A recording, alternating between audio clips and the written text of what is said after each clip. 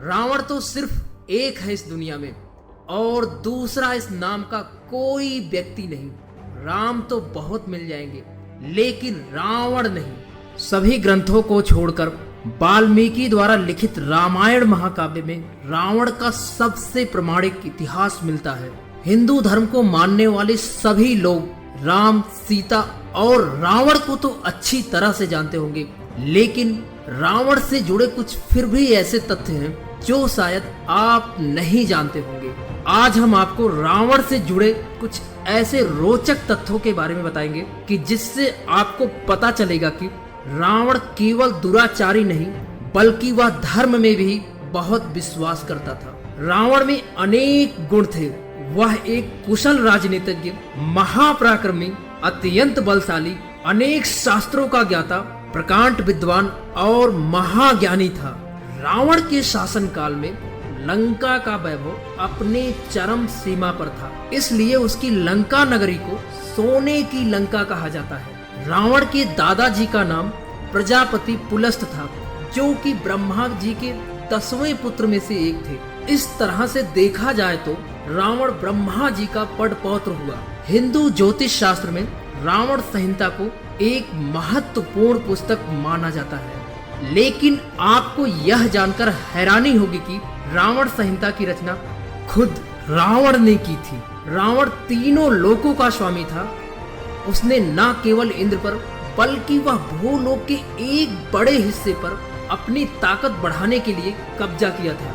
रावण अपने समय का सबसे बड़ा विद्वान माना जाता है और रामायण में बताया गया है कि जब वह मृत्यु शैया पर लेटा हुआ था तब राम जी ने लक्ष्मण से उसके पास जाकर बैठने को कहा था, ताकि मरने से पहले उनको राजपाट चलाने और नियंत्रण करने के गुण सिखा सके। रावण के कुछ चित्रों में आपने रावण को बीड़ा बजाते हुए देखा होगा। भारत का क्लासिकल वाद्य यंत्र रुद्र बीड़ा की खोज रावण ने ही की थी। एक पौराणिक कथा के अनुसार रावण को संगीत का बहुत शौक था और वह बीड़ा बजाने में बहुत माहिर था। ऐसा कहा जाता है कि रावण बीड़ा इतनी मधुर बजाता था कि देवता भी उसकी संगीत सुनने के लिए धरती पर आ जाते थे। ऐसा माना जाता है कि रावण इतना शक्तिशाली था कि उसने 9 ग्रहों को अपने अधिकार में कर लिया था। कथाओं में बताया जाता है कि जब मेघनाथ पैदा हुआ था तब रावण ने ग्रहों को 11वें स्थान पर रहने के लिए कहा था ताकि उसे अमरता मिल सके, लेकिन शनि देव ने ऐसा करने से मना कर दिया और वो 12वें स्थान पर विराजमान हो गए। रावण इससे इतना नाराज हुआ कि उसने शनि देव पर आक्रमण कर दिया और यहाँ तक कि उसने कुछ समय के लिए शनि देव को बंदी भी बना लिया था। हमने रावण के 10 सिरों की कहानियां तो सुनी होगी। इसमें 2 प्रकार के मत हैं। एक मत के अनुसार रावण के 10 सिर नहीं थे, जबकि वो केवल एक 9 मोतियों की माला से बना एक भ्रम था जिसको उसकी माता ने दिया था। और दूसरे मत के अनुसार प्रचलित है कि रावण शिव जी को प्रसन्न करने के लिए घोर तप कर रहा था। तब रावण ने खुद अपने सर को धड़ से अलग कर दिया था। जब शिव जी ने उसकी भक्ति देखी तो उससे अति प्रसन्न होकर उन्होंने हर टुकड़े से एक सर बना दिया था, जो उसके 10 सर थे।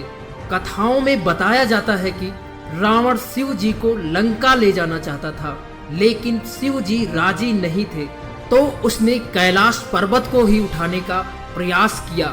इसलिए शिव जी ने अपना एक पैर कैलाश पर्वत पर रख दिया, जिससे रावण की उंगली दब गई। इससे रावण दर्द के मारे जोर से चिल्लाया, लेकिन उसने शिव जी की ताकत को देखते हुए शिव तांडव किया था। शिव जी को ये देखकर बहुत अजीब लगा कि दर्द में होते हुए भी उसने शिव तांडव किया, तो शिव जी ने उसका नाम रावण रख दिया था, जिसका अर्थ था कि जो तेज आवाज में दहाड़ता हो। रावण एक आदर्श भाई और एक आदर्श पति भी था। जब वह युद्ध में हार रहा था और अपनी तरफ से अंतिम शेष प्राणी वही बचा था, तब रावण ने एक यज्ञ करने का निश्चय किया, जिससे तूफान आ सकता था, लेकिन यज्ञ के लिए उसको पूरे यज्ञ के दौरान एक ही जगह बैठना जरूरी था। जब राम जी को इस बारे में पता चला तो राम जी ने अंगद को रावण की यज्ञ में बाधा डालने के लिए भेजा। जब कई प्रयासों के बाद भी अंगद यज्ञ में बाधा डालने में सफल नहीं हुआ, तब अंगद ने इस विश्वास के साथ रावण की पत्नी मंदोदरी को घसीटने लगा कि रावण ये देखकर अपना स्थान छोड़ देगा, लेकिन वो अपने स्थान से हिला तक नहीं। तब मंदोदरी रावण के सामने चिल्लाई और उसने राम का उदाहरण देते हुए कहा, एक राम है जिसने अपनी पत्नी के लिए युद्ध किया और दूसरे आप हैं जो अपनी पत्नी को बचाने के लिए अपनी जगह से हिल नहीं सकते। यह सुनकर रावण अंत में अपनी पत्नी को बचाने के लिए उस यज्ञ से उठ गया जिससे वो राम की सेना का विनाश कर सकता था। इसके अलावा जब कुंभकर्ण को ब्रह्मा जी से हमेशा के लिए नींद में सो जाने का वरदान मिला था, तब रावण ने वापस तपस्या करके इसकी अवधि को 6 महीने तक किया था, जिससे यह पता चलता है कि उसको अपने भाई और अपनी पत्नी की कितनी फिक्र थी। रावण और कुंभकर्ण वास्तव में भगवान विष्णु के द्वारपाल जय और विजय थे, जिनको एक ऋषि से मिले श्राप के कारण राक्षस कुल में जन्म लेना पड़ा था और उनको अपने ही आराध्य से लड़ना पड़ा था। रावण अपने समय का विज्ञान का बहुत बड़ा विद्वान भी था, जिसका उदाहरण उसका पुष्पक विमान था, जिससे यह पता चलता है कि उसे विज्ञान की काफी परख थी।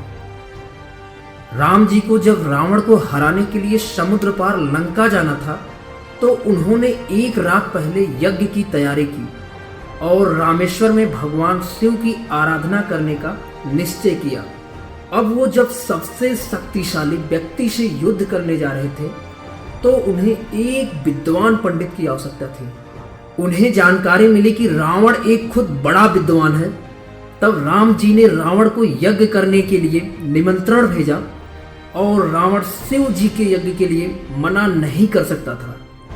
रावण रामेश्वरम पहुंचा और उसने यज्ञ पूरा किया।